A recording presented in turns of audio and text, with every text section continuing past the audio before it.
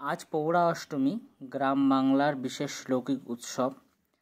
আজ আনন্দের দিন। প্রায় সমস্ত রাঢ় বাংলা সমেত দক্ষিণ পশ্চিম সীমান্ত বাংলা তথা উড়িষ্যার লাগোয়া সমগ্র অঞ্চলে এই প্রথা প্রচলিত হয়ে আসছে।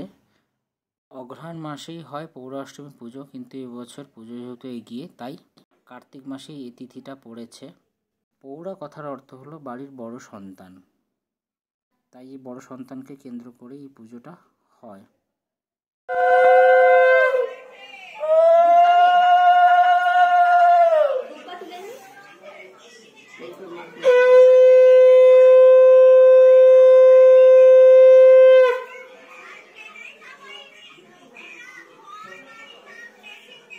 উপর মুখটা তোল না।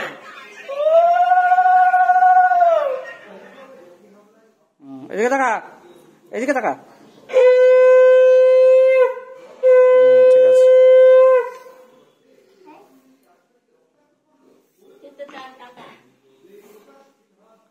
এদিকে তাকা।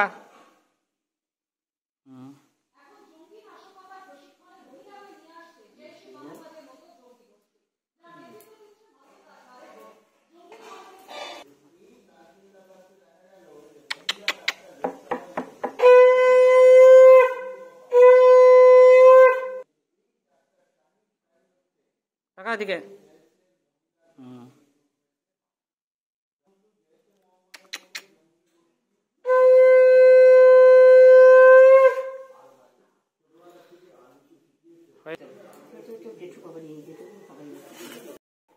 ভাদ্র মাসের কৃষ্ণপক্ষের অষ্টমী তিথিতে যেমন কৃষ্ণের জন্মদিন অষ্টমী পালিত হয়, ঠিক তেমনই অঘ্রাণ মাসের কৃষ্ণপক্ষের অষ্টমী তিথিতে পালিত হয় পৌরাষ্টমী।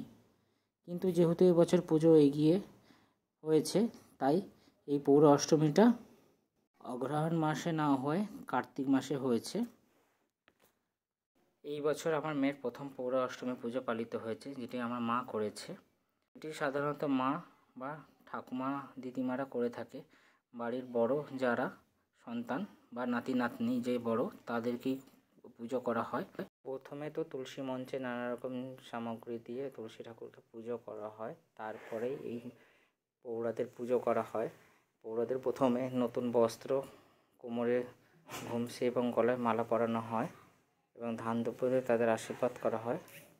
আমার মেয়ের ছিল পরীক্ষা, তাই ও স্কুলে চলে গিয়েছিল।